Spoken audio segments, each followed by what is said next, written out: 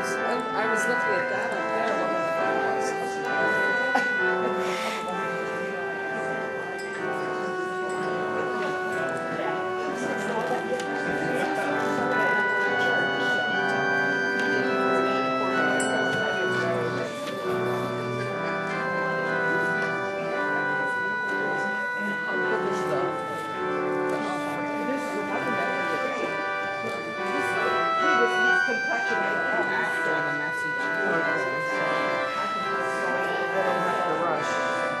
Sometimes it's before. So who's the guy in Sunday school? What? Who's the guy? He's Carol's neighbor. Carol. Oh, Maybe he's engaged to her friend or something. And she advised him. He's been coming. okay. I never saw him in church. It just, yeah, I don't never, because I had come from But she invited him, I guess. His girlfriend.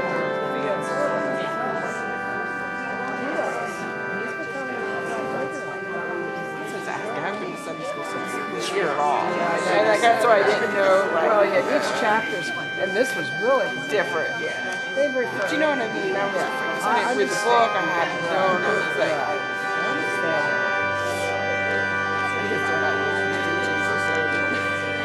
I think I thought these, like, they were going to meet there. Brothers and sisters, we gather in worship. Welcome to each one of you.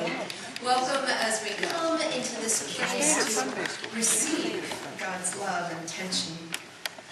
Let us return our attention by our full presence here and our welcome of one another in the name of Christ. I invite you to sign the attendance pads and pass them along the pews. As we gather for worship, what announcements do you wish to share this morning?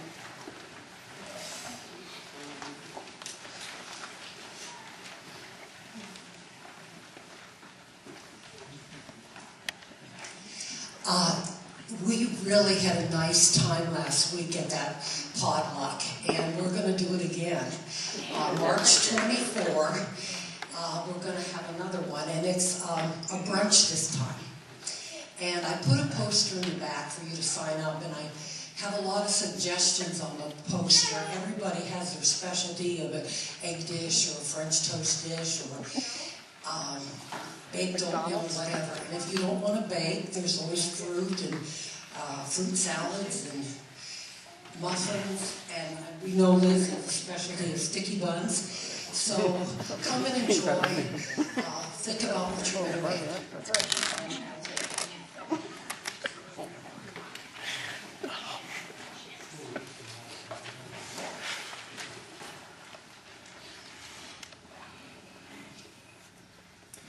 A reminder that the Martin Luther King celebration that was to have taken place in January and was rescheduled because of snow is happening this afternoon at Susquehanna Township High School. So if you're interested in participating, check with me. I need to double check on the time, but I know that it's this afternoon. And there are a lot of different activities that are taking place. If there are no other announcements, let us move into a moment for mission.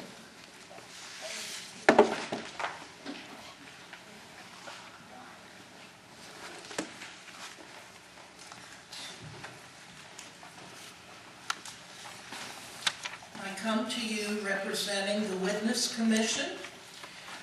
We have a project called 40 Days, 40 Items.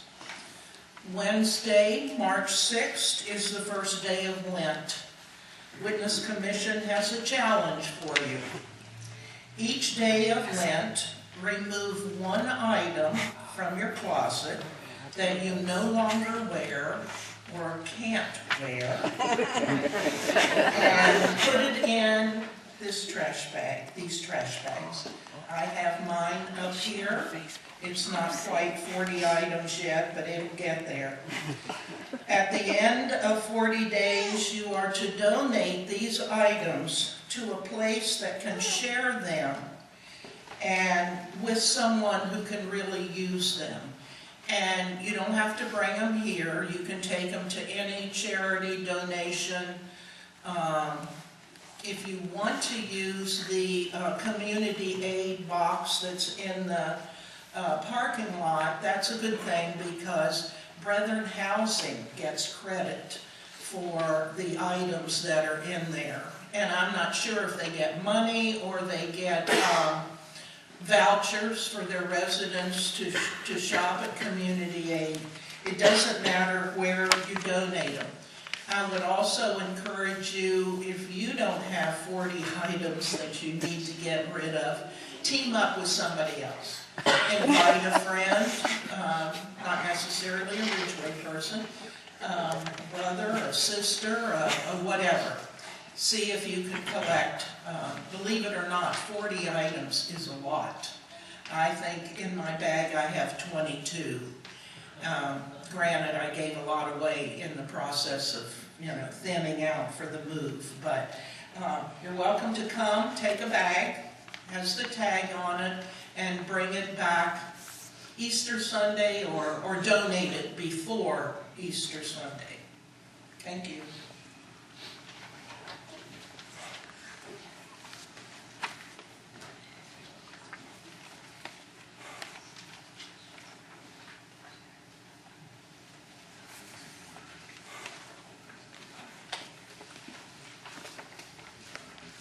Please rise as you are able for the call of worship.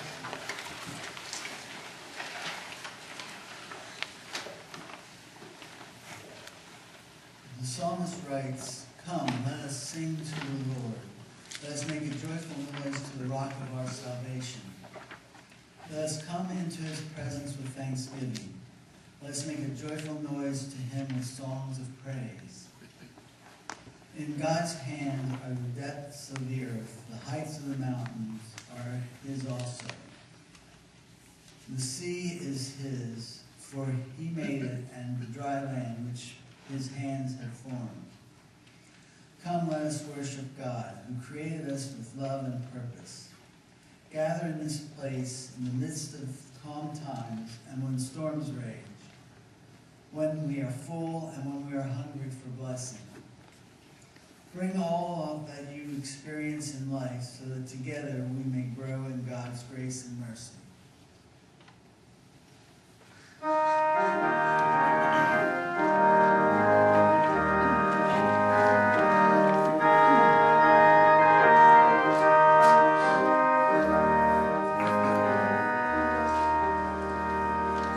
In the storms of life on regions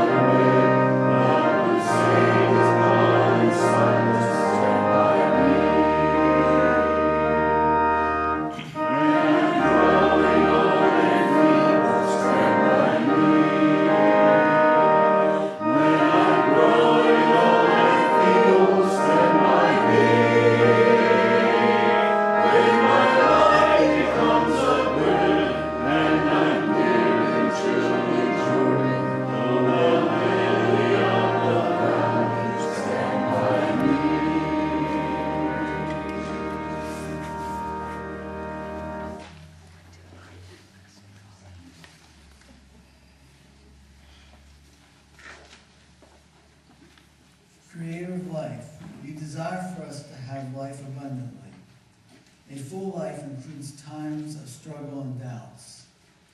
Guide us through the troubled times with care and with confidence, that you are present with us and will see us through to the other side.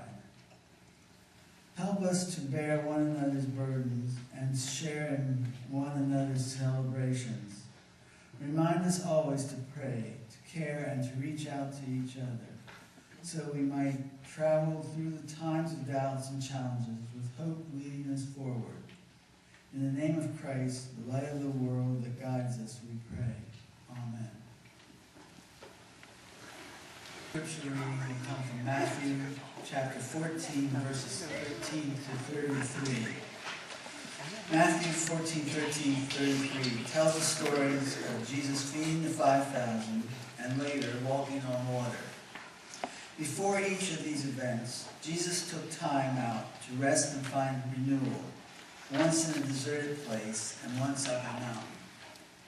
While the disciples wait in a boat that is tossed and turned, they are shocked to see Jesus coming toward them on the water. Peter is bold in asking Jesus to command him to come, but once in the water, he begins to doubt and sinks until Jesus reaches out to him.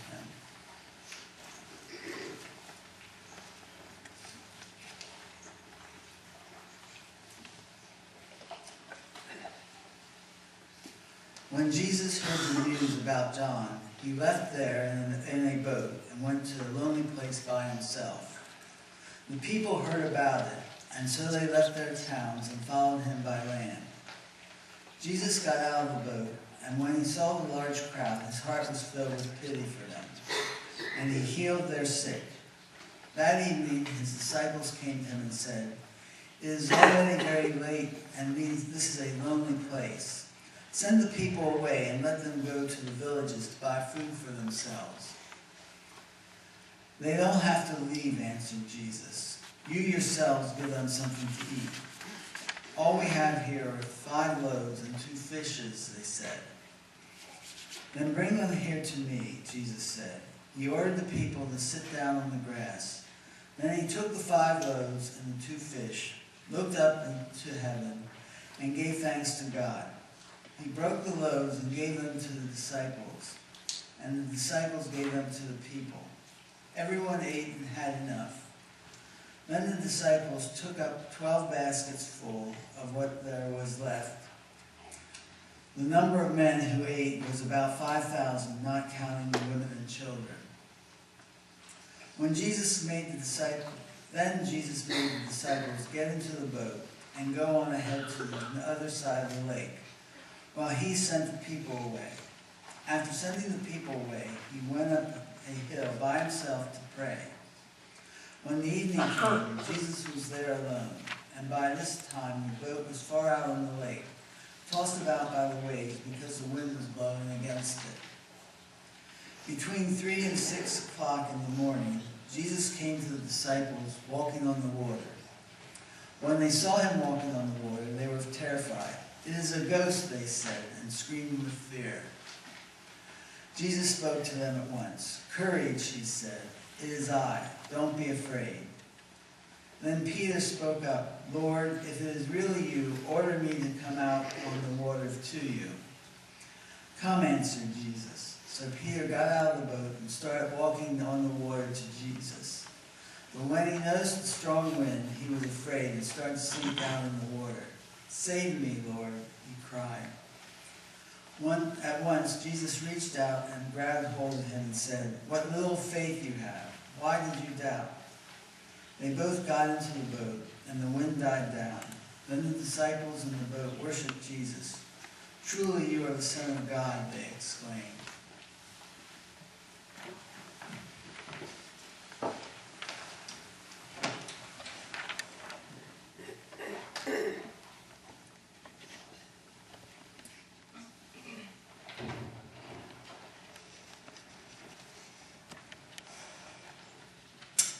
My story begins with this boat. Actually, my story begins with another boat. Back when I made my living catching fish. And Jesus said one day, "Follow me, and I will make you fish for people." I didn't truly know what he meant by that, and I confess I'm still not sure exactly what he meant. But I left the boat and I followed him, and life has been a constant journey ever since, with more ups and downs than the waves of the sea. Take the last 2 days, for example. We had been traveling, as we did, and we received word that John the Baptist, who had baptized several of us, had been killed, beheaded by Herod, that fox, as Jesus called him. He had been in trouble with Herod before. It was no surprise that he was arrested. He challenged Herod every chance he got, including calling him out for Herod's relationship with his own brother's wife. But beheading had a different feeling for us. Something particularly gruesome beyond what we were able to handle. And we had to wonder, could we be next?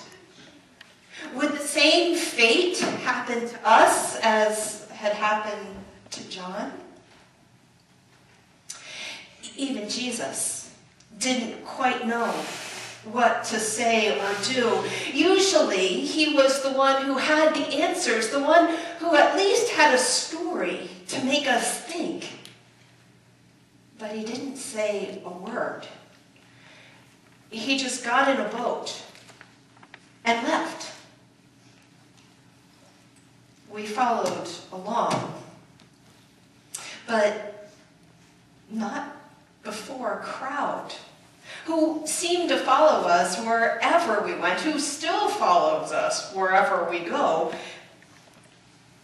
saw where he was heading, and they got there ahead of him so that by the time he pulled into the shore and stepped out of the boat, they were already there to greet him. I don't know the expression on his face, but I'm guessing, because we arrived a little bit later, that he didn't say it was a bad time. He didn't say that he was going through something and needed some space for himself. Instead, I imagine, he, as always, had compassion on the people around him, and he began to heal them of their diseases, cure them of their illnesses. And by the time that we arrived, the crowd was gathered around him in various states of ecstasy and wonder and crying out for mercy. The day passed, and there were still crowds who were gathered.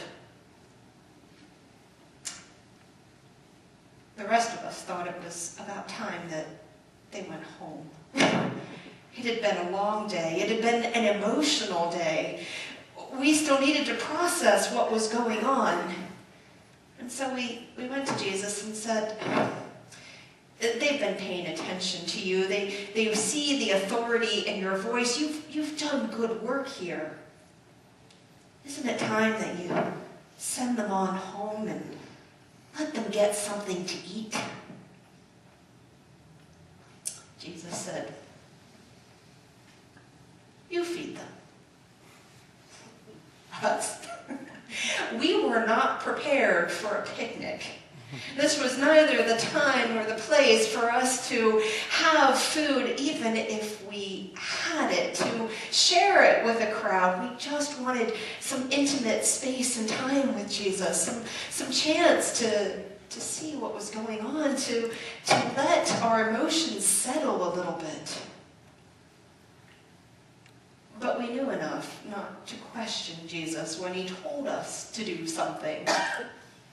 And so he sent us out to get whatever food we could, and get a few loaves and a few fish, handed them to him as if to say, this is the best we've got. But Jesus took those loaves and fish and he held them. He lifted them, blessed them,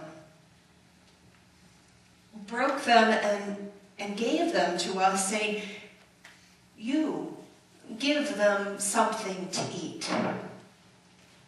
And so we dispersed ourselves among the crowd, giving some here and there and passing it along the row, thinking it wouldn't go past the first layer or two of people.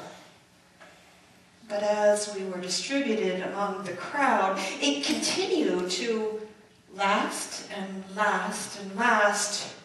We went to the very back where we were sure the people not only were not going to have food, but didn't even know what was going on in the front. All they could see is muttering. To our surprise, the food lasted. And so by the time we got to the very end, we collected it.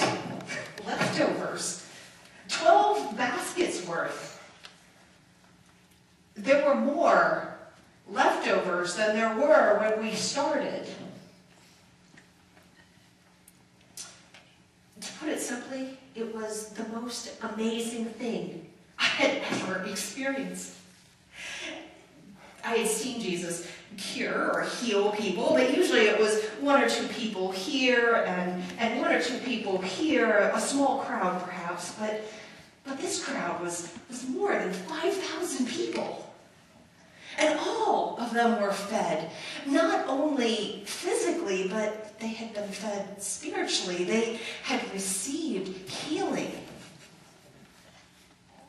And it wasn't until everyone had been fed and we had collected those leftovers, a basket for each of us, that Jesus told us to go get in the boat and cross to the other side. He was going to dismiss the crowd. We wondered how he was going to get there, but he clearly had a plan, and maybe he just needed some time by himself, the time he had wanted earlier and didn't get. And so we got into the boat and we began to pull away from shore, watching Jesus slowly dismiss the crowd and then head up to the mountain to be by himself. Life on the water that evening was anything but peaceful or calm, because no sooner had we pulled away when the waters began to get choppier and the waves began splashing up and the wind was blowing, not a gentle summer breeze, but one that told us that a storm was close at hand. By this point, we were too far from the shore to go back and not close enough to the other shore to feel safe. All night long, we battled against the water and the wind. Most of us had grown up on the water. We knew that storms could rise quickly. We were experienced, but it took every bit of our strength and our teamwork just to have a sense that we would survive through the night. And so by the time early morning came, we were exhausted. Taking turns, some of us trying to catch a little bit of sleep in the back, while others were watching bleary-eyed for signs of another bad storm. I was in the back trying to rest when suddenly I heard, "It's a ghost!" Well, that got our attention. We looked, and sure enough, there was a figure that was coming closer to us. A figure that looked familiar and foreign at the same time. And then the figure said, "It is I. Do not be afraid." Do not be afraid. People don't walk on water. We've seen miracles, but that goes against everything that I'm pretty sure is true about the way things work in the world. This figure sounded like Jesus. His words brought comfort, but I also could feel the hairs on the back of my neck standing up at the sheer strangeness of it. I didn't know what to think. But Peter always had something to say and always had some idea. And so he stood and said, "If it is you, Lord, command me to come to you." Jesus, still on the water, said, "Come." And so Peter got out of the boat and was standing on the water. I confess, back in the boat, I was looking to see if perhaps he had found some rocks to stand on. But no.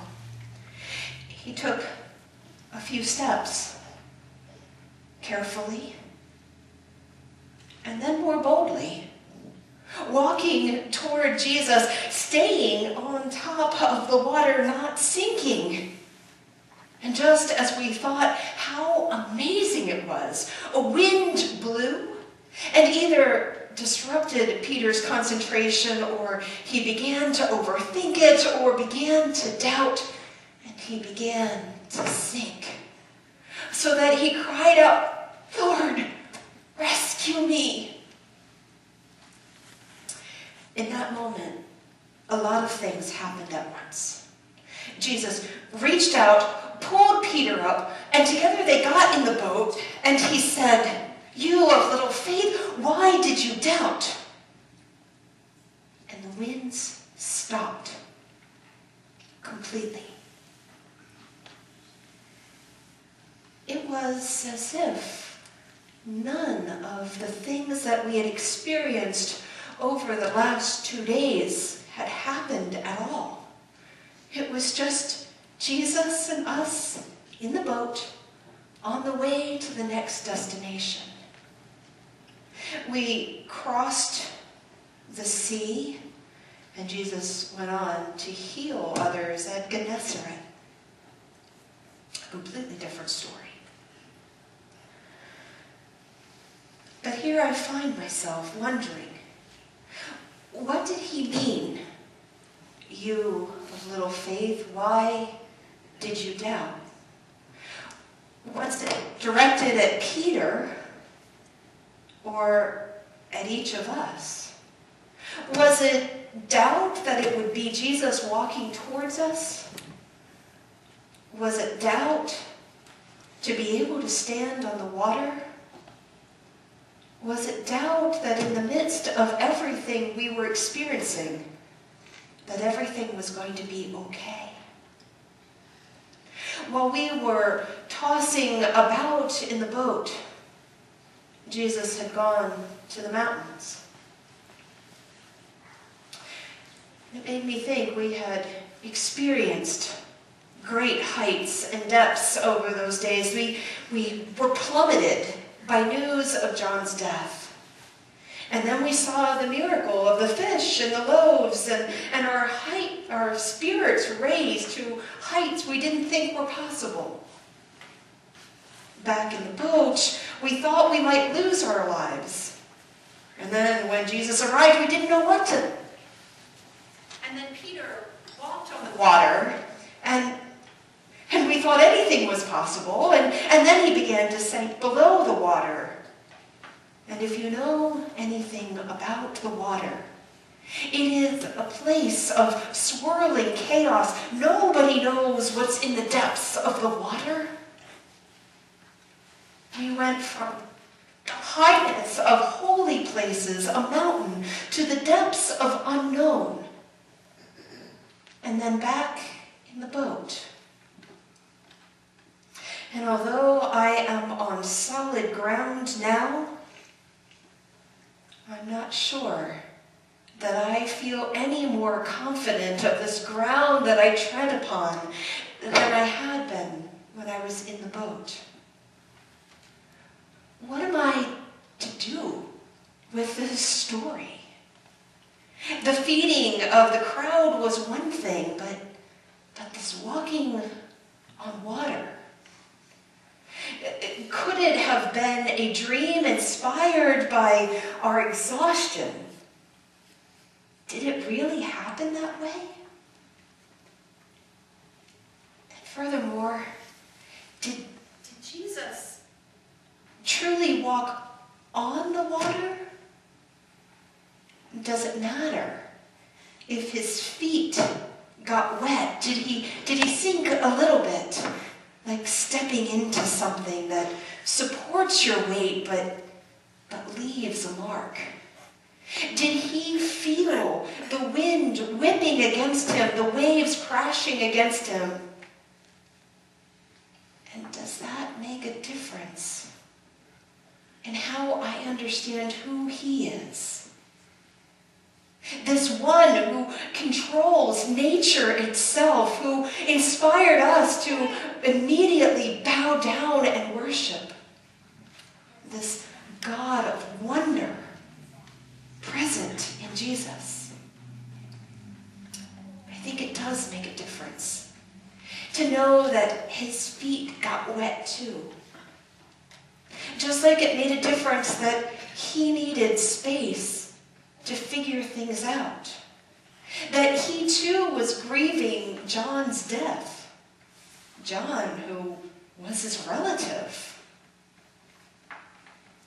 Maybe that says something for my life as a follower. That there are heights and there are depths. There are places where I have experienced wonder and tragedy. And there are times when I need to have space to find my footing. Space to find stillness in the midst of storms. Times to trust that although storms will come, I've been given a promise. We each have.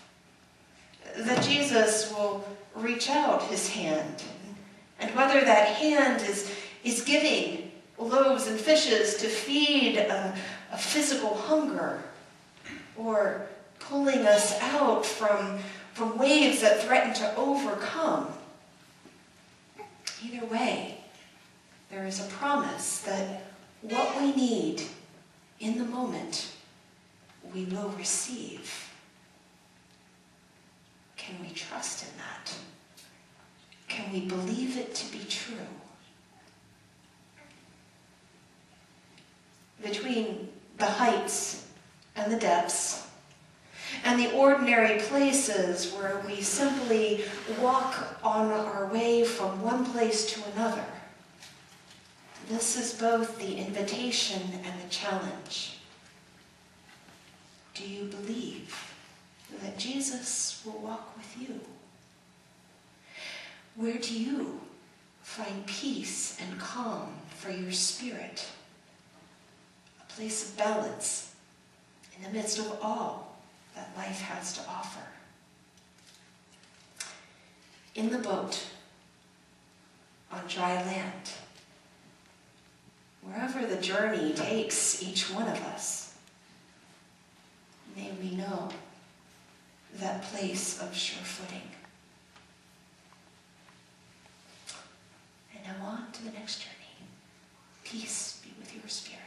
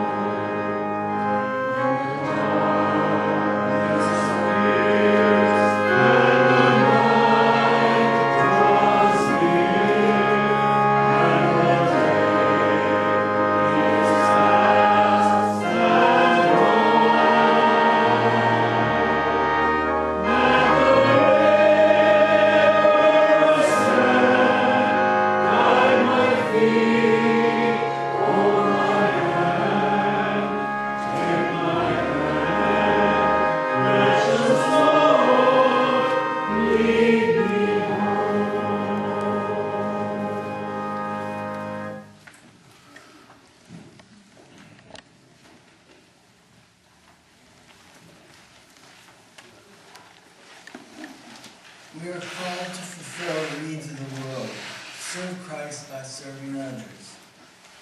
It is easy for us to tell hungry people to go to the soup kitchen or food bank to find food. It is much harder for us to prepare a meal and share it.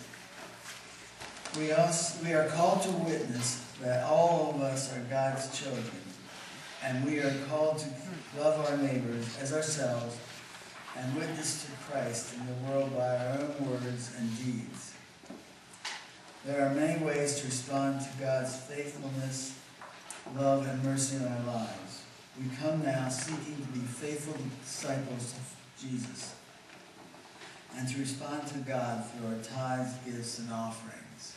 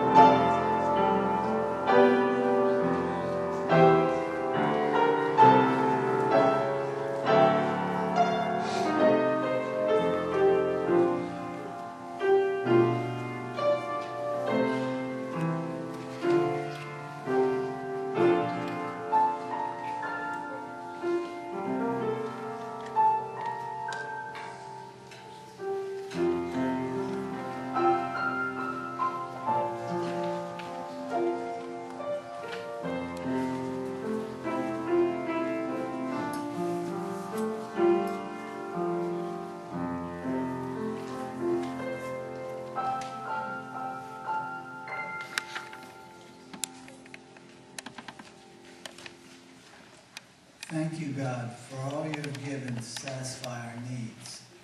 You quench our thirst and alleviate our hungers. When we turn to you, you turn scarcity into plenty and give us the opportunity to help others. May our offerings proclaim your goodness and mercy. May they be devoted to and extending the beloved community of your people. Keep our words and actions attuned to your will, that we may offer to all what they need from your hand. Amen.